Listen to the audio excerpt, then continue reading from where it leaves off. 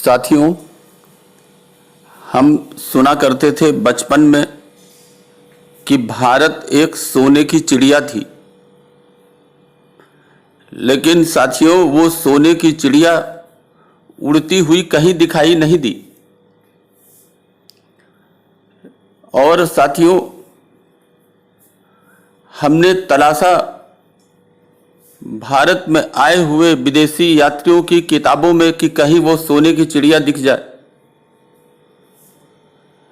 ऐसे ही भारत के एक यात्री थे जो भारत में इस्लाम आने से पहले आए। उनका नाम था वेनसांग। ये वेनसांग नाम के चीनी यात्रियों का जो लेखन है, उससे हम इस भारत की सोने की चिड़िया को खोजने का प्रयास करेंगे।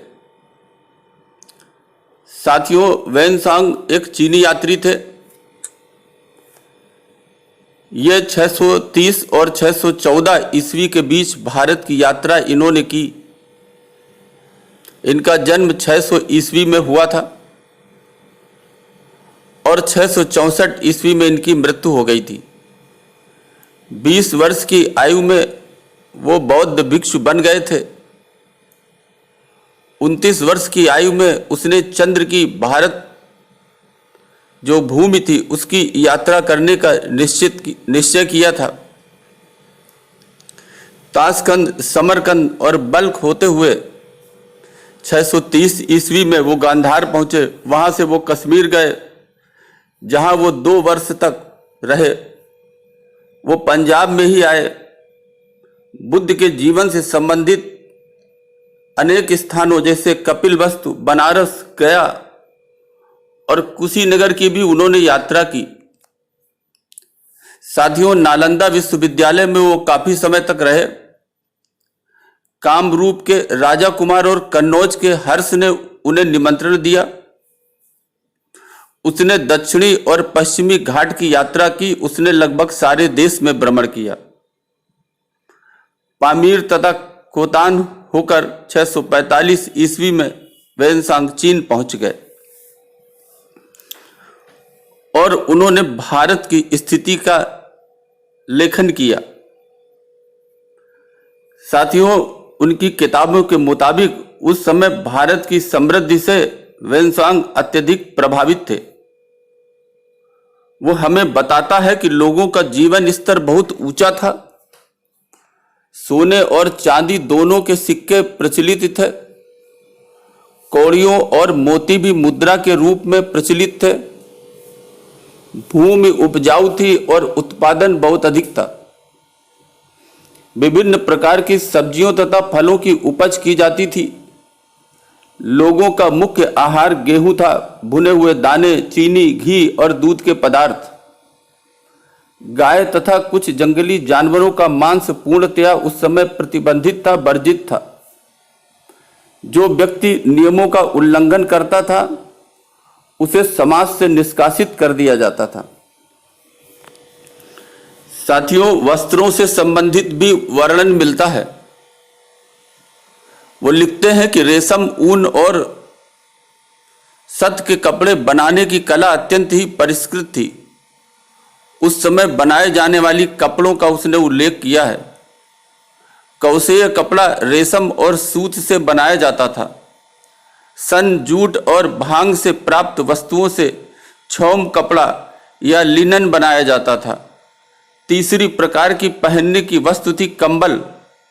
चौथी प्रकार की चीज थी किसी जंगली जानवर की ऊन का बना कपड़ा, जो बहुत बढ़िया, मुलायम और आसानी से काटने और बुनने योग्य होता था।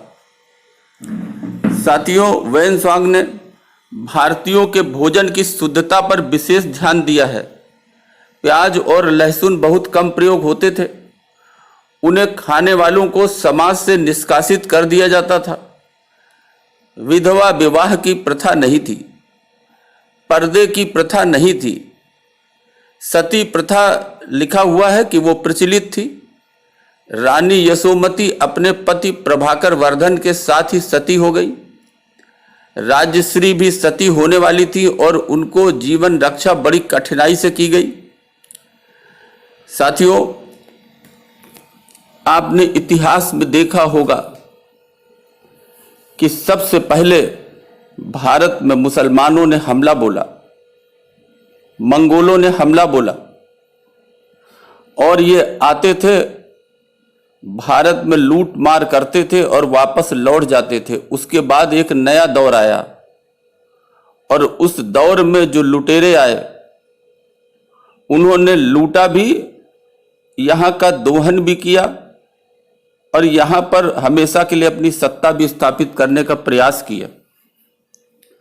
लेकिन सबसे खास बात यह है कि साथियों, पूरे भारत में आज तक कोई भी पूरी तरीके से सत्ता को स्थापित नहीं कर पाया। साथियों, मुगलों के बाद अंग्रेजों का युग आया और द्वितीय विश्व युद्ध के विषय में आपने पढ़ा होगा कि द्वितीय विश्व युद्ध समाप्त हो चुका था। 1942 का भारत छोड़ो आंदोलन असफल हो गया था। वामपंथी जो आजकल हैं उन्होंने उस समय भारत छोड़ो आंदोलन का उन्होंने भी विरोध किया था।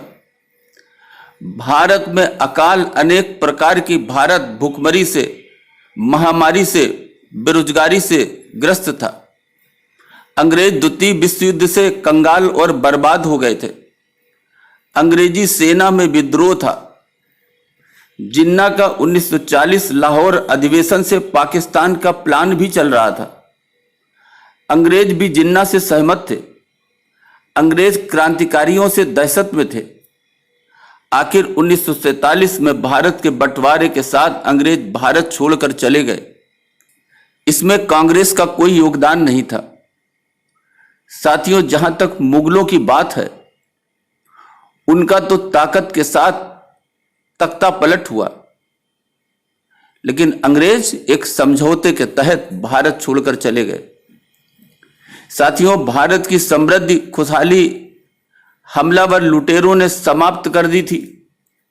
अंग्रेजों के आने तक आधे से अधिक भारतवर्ष गर्त में गिर चुका था।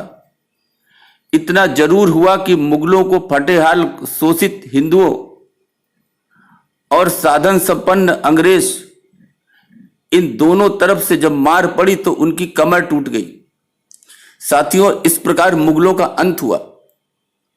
इस्लाम का इस देश में आना भारत की खुशहाली के पतन का कारण बना। मुगलों के दौर में, मुसलमानों के दौर में मांसाहार बढ़ा, लूट और बलात्कार भी बढ़ा। औरतों, लड़कियों को गुलाम बनाकर अरब के और मुस्लिम देशों में 2-2 दीनारों में बेचा गया। पर्दा प्रथा और जाति भेद का एक नया दौर उस समय चला।